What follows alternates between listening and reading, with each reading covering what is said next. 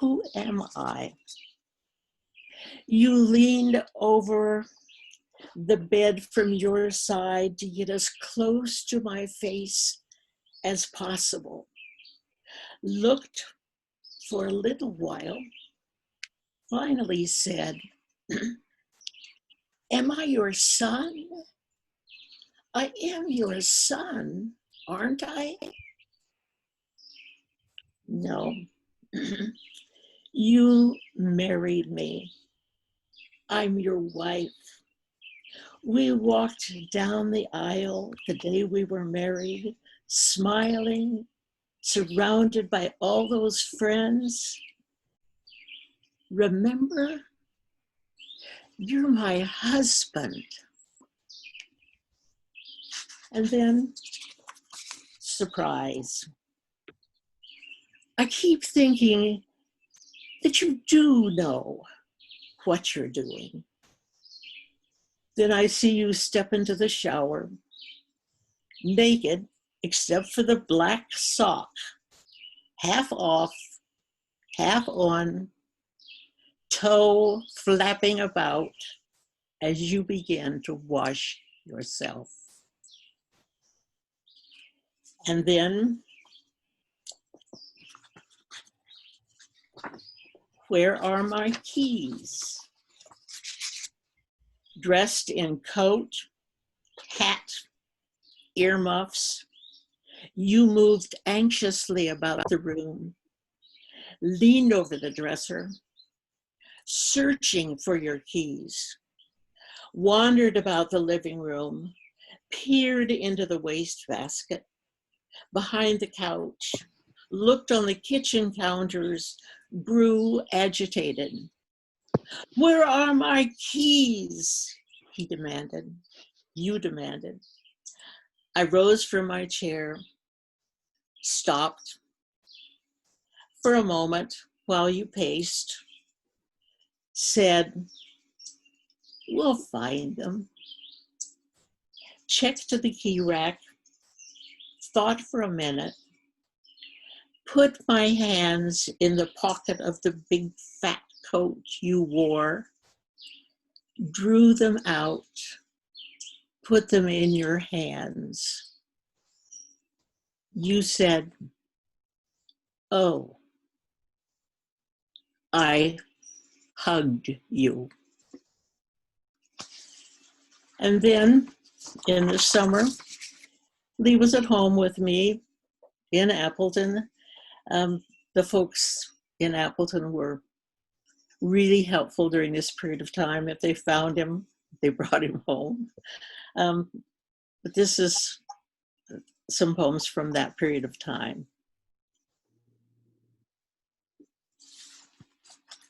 Waving in the breeze. It was a mistake to ask you why you weren't dressed, to hurry you. Downstairs, the door to the patio slammed.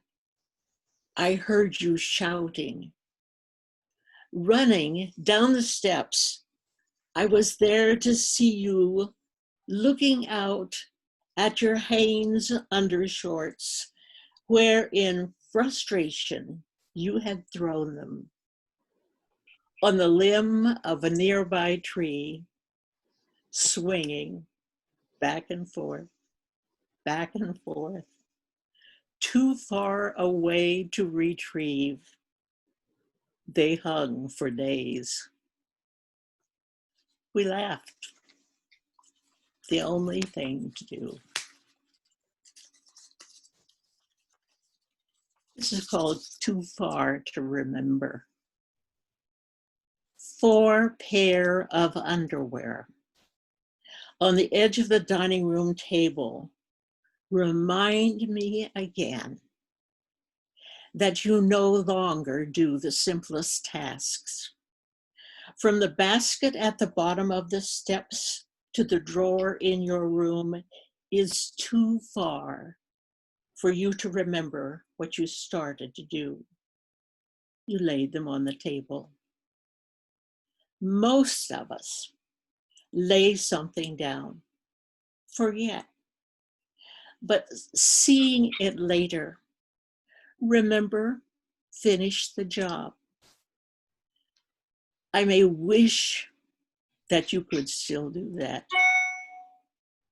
but you no longer can. I say nothing. I understand. When we could, we would come over to the cottage where he was a happy fisherman in the days that were before this.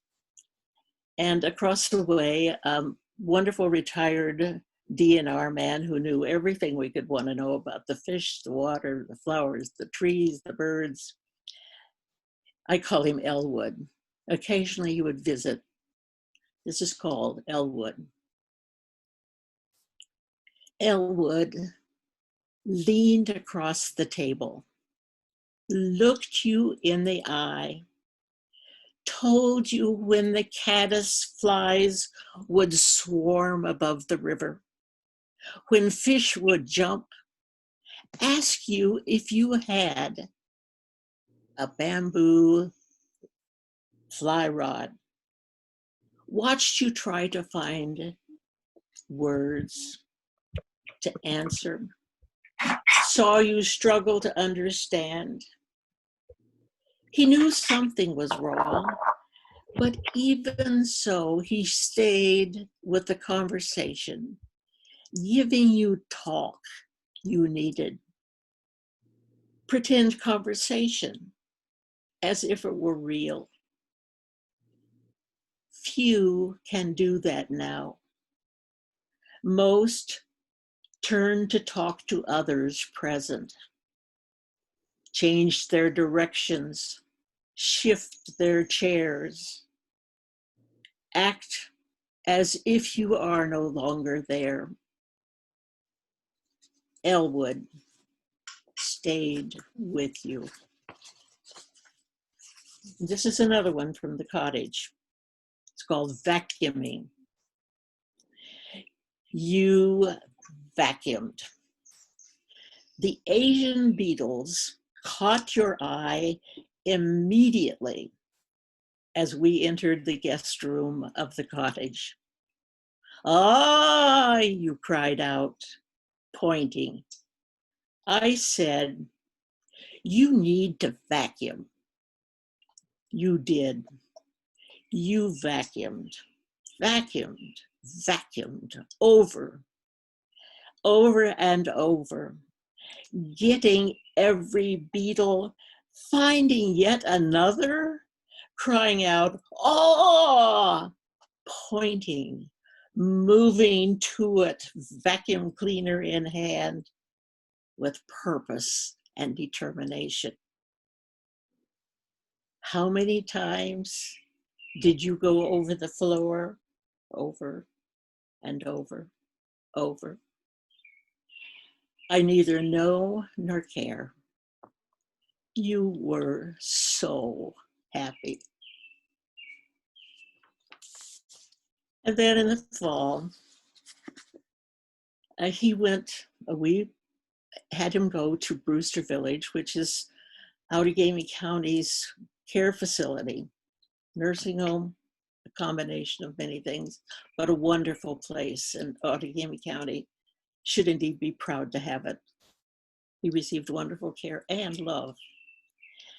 This is called I Need Your Ready Smile. I've decided that I need to visit you at least once a day. Friends said, don't do it. He won't remember anyway. I tried, missed a day and another day, and stayed away so that you'd get used to it. This unnecessary separation was much too heartbreaking. I come every day for my sake as well as yours. I don't want to forget you. I need your smile, your will, the huge dimpled smile on your face, the slow but certain pushing from your chair that greets me when I walk in the door. I need your ready smile.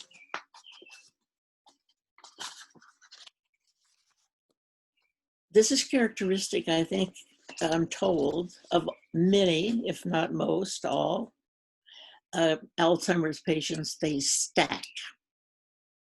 The poem is called Again and Again. Men take things off the walls, stacking them. For some reason, no one knows. Women often pack their clothes, piling them, sorting them, getting ready to go. Some, like you, do both. So when I enter your room, I see pajamas, books, anniversary cards, handkerchiefs, toothbrush, family pictures in random heaps, mixed up, helter-skelter, stacked. What is in your mind? I want to ask you, but I don't. When you say no, I leave the piles for others to rearrange.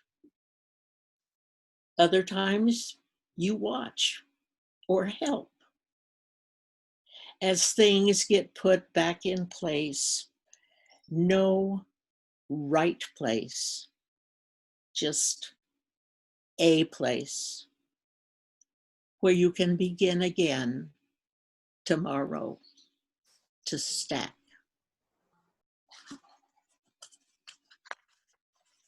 We had a good friend who was diagnosed with Alzheimer's in her early 50s, a beautiful woman, smart, a wonderful teacher.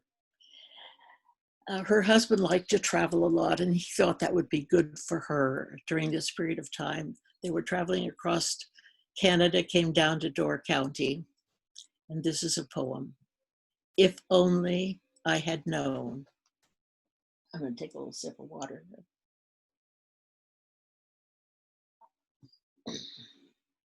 If only I had known.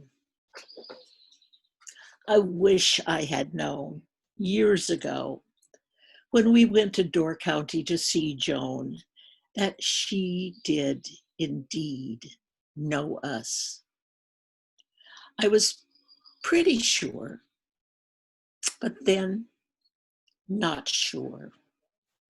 She couldn't walk on her own, said nothing, looked at us, tried to smile, ate her supper with Stan's help, and we left for home. Now, as sure, I know when she saw you, she recognized you. As she reached out, touched your hand, wanted to say something, she knew you. I wish I had known then what I know now, that you recognize family and friends, even when you cannot say so. I see what it means to you to have them visit, smile at you, touch you, make you laugh, tell you a story. I would have told her about our girls, remembered with her our many family adventures, even though it might have seemed she wouldn't remember. I wish I had known she knew. This one is called Wintering, appropriate for Wisconsin. Friends visit coffee plantations in Costa Rica. Others golf in the South. Luella climbs hills in Arizona.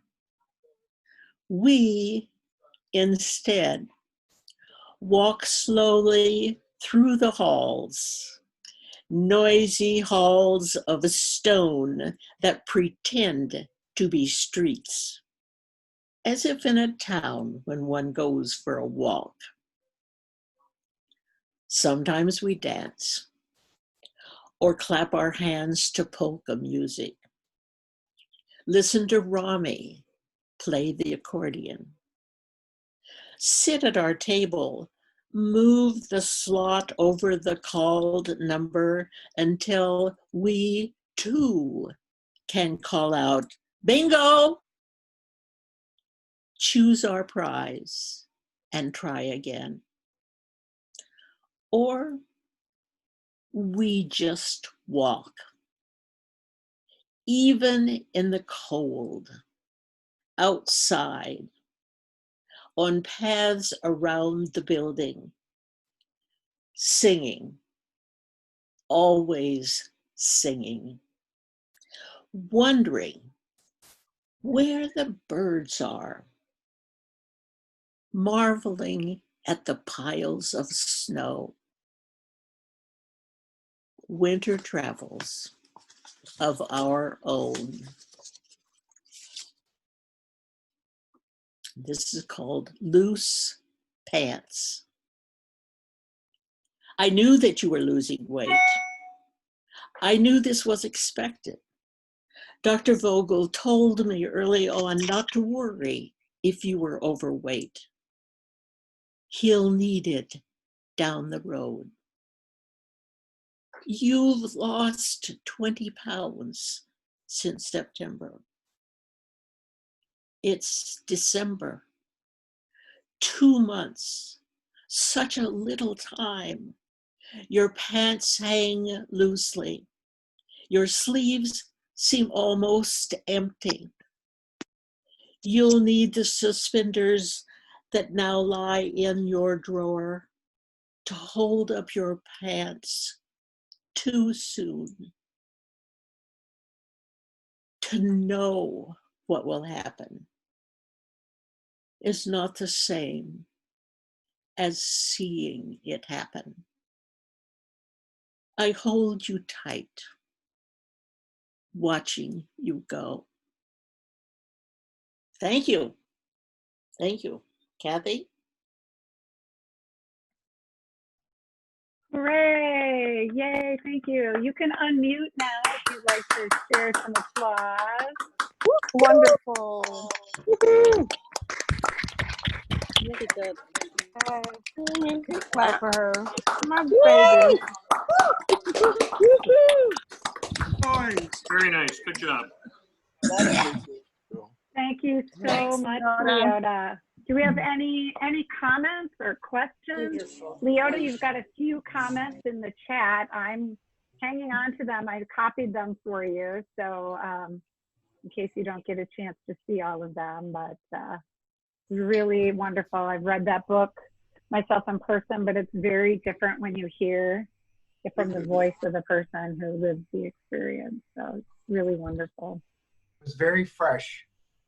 I just got the book today, and having it activated with your voice and feeling was powerful. Hooray. Beautiful poems, Leota. Touched my heart. Mine too. And what a tribute to Lee. Leota, I think your sound is gone. I'm not sure.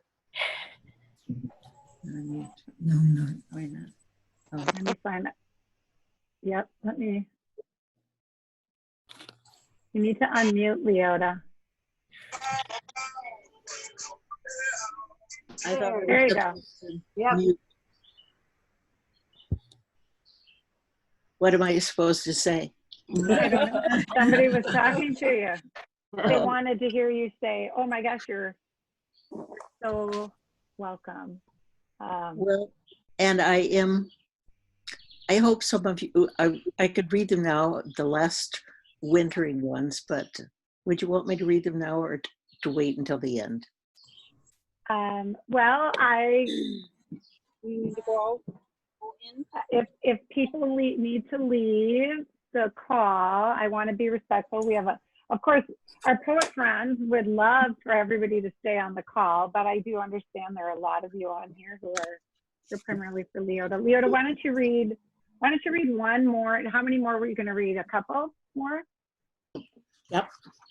Okay, why don't you read one more now, and then we can let the people who don't want to stay for the open mic sign off, and then we'll have we'll save you for one more at the very end.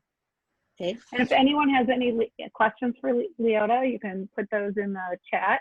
Otherwise, if you scroll all the way back up to the top of the chat, I shared the links. You can find Leota's book on Amazon and on Barnes and Noble. So please do purchase. Normally when we're in person, I say we don't pay people to come up here and listen. So the payment is the purchase of the book. So please support your local artists, especially during pandemic times. Artists are really struggling.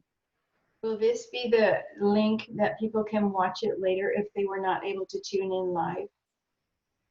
I did record it. Of course, I said I was going to record it, and then I forgot I was going to record it. So the place to go, if Leota is fine with it, I will post it on the Poetry Unlocked Facebook page, and then you can watch it out there. Or I'll post. I tell you what, scratch that. I'll try to post it on YouTube, and then I can provide a link to Leota where to find it. Is it all written? I can't see it so Great. much. All right, Leota. Okay, this is Give us called, one more. this is Winter. Yeah. Ever loving. I sit on your lap, Lee, when I come into your room. Settled back in your deep chair, both your eyes and your smile welcome me. But more than those, your lap. We snuggle, hug. I rest my face against yours. Whisper, hello, in your ears. Smooth your stubbly cheeks. When I tell others, if they ask how you are, say that you are still sweet, that you like me to sit on your lap. That I do. They turn away, perhaps embarrassed. I don't care. I want them to know that love does not stop, that hugging is always dear, that even as you slip away, you are you.